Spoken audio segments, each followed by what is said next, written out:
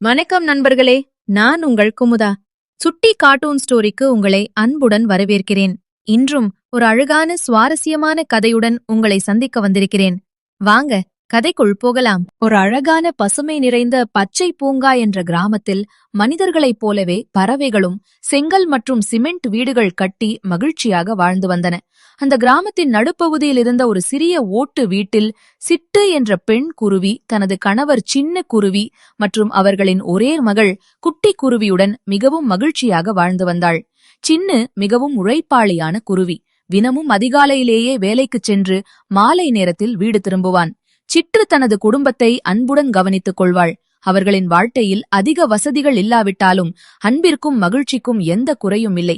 மூவரும் ஒன்றாக அமர்ந்து உணவு சாப்பிடுவதும் இரவு நேரங்களில் கதைகள் பேசி சிரிப்பதும் தான் அவர்களின் மிகப்பெரிய சந்தோஷமாக இருந்தது. இப்படி மகிழ்ச்சியாக சென்று கொண்டிருந்த அவர்களின் வாழ்க்கையில் ஒரு நாள் எதிர்பாராத மாற்றம் ஏற்பட்டது. அருகில் இருந்த பெரிய நகரத்தில் உள்ள ஒரு கட்டுமான நிறுவனத்தில் சின்ன குருவிக்கு மிகப்பெரிய வேலை வாய்ப்பு கிடைத்தது. அந்த வேலைக்கு சென்றால் தற்போது சம்பாதிப்பதை விட பல மடங்கு அதிகமாக சம்பாதிக்க முடியும். ஆனால் குறைந்தது 1 வருடத்திற்கு அந்த நகரத்திலேயே தங்க வேண்டும் என்ற நிபந்தனையும் இருந்தது. குடும்பத்தின் எதிர்காலம் சிறப்பாக இருக்க வேண்டும் என்பதற்காக அந்த வேலைக்குச் செல்வது மிகவும் அவசியமாக இருந்தது. இந்த செய்தியை வீட்டில் கூறிய போது சிட்டு மிகவும் வருத்தப்பட்டாலும் கணவரின் கனவை நிறைவேற்ற வேண்டும் என்ற எண்ணத்தில் அவரை ஊக்கப்படுத்தினாள். அதே நேரத்தில் குட்டி குருவிக்கும் ஒரு நல்ல வாய்ப்பு கிடைத்தது. பறவைகளுக்கான புகழ்பெற்ற பள்ளியில் படிப்பதற்காக அவள் தேர்வு செய்யப்பட்டாள். அந்த பள்ளி வேறு நகரத்தில் இருந்ததால் அங்கேயே விடுதியில் தங்கி படிக்க வேண்டியிருந்தது. தனது மகளின் எதிர்காலத்தை நினைத்து சிட்டு மனதை கல்லாக்கிக் கொண்டு அவளையும் அனுப்பி வைத்தாள்.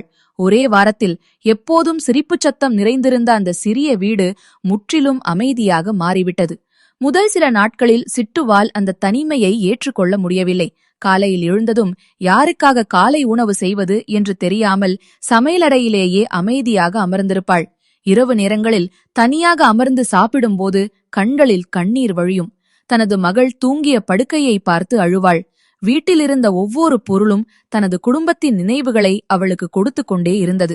குடும்பத்தினருடன் தினமும் வீடியோ அழைப்பில் பேசினாலும் அவர்களின் அருகாமையை அவளால் உணர முடியவில்லை.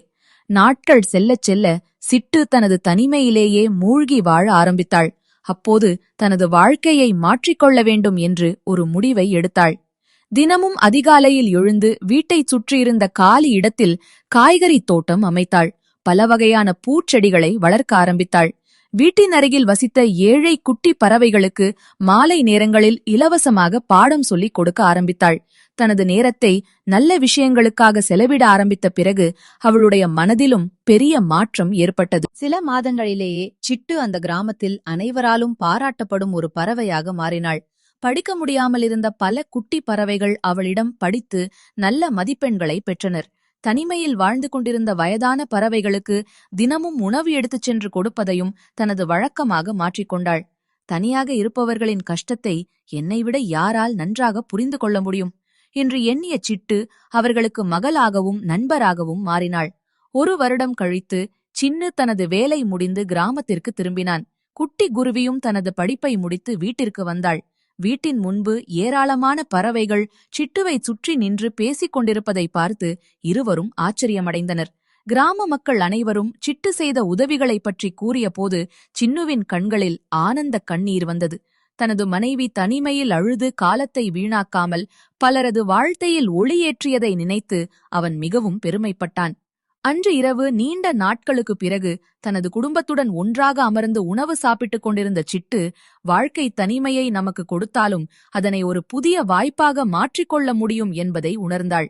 தனியாக வாழ்ந்த அந்த 1 வருடம் அவளை பலவீனமான பறவையாக அல்ல, தன்னம்பிக்கையுடனும் பிறருக்கு உதவும் மனதுடனும் வாழும் ஒரு சிறந்த குருவியாக மாற்றியிருந்தது. நண்பர்களே, இன்றைய கதை உங்களுக்கு பிடித்திருக்கும் என்று நம்புகிறேன்.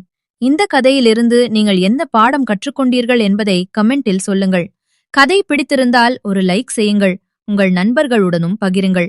இன்னும் இதுபோன்ற அழகான கார்ட்டூன் கதைகளை பார்க்க சுட்டி கார்ட்டூன் ஸ்டோரி சேனலை சப்ஸ்கிரைப் செய்து பெல்லை அழுத்த மறக்காதீர்கள். நான் உங்கள் குமுதா. அடுத்த ஒரு புதிய சுவாரஸ்யமான கதையுடன் மீண்டும் சந்திப்போம். நன்றி, வணக்கம்.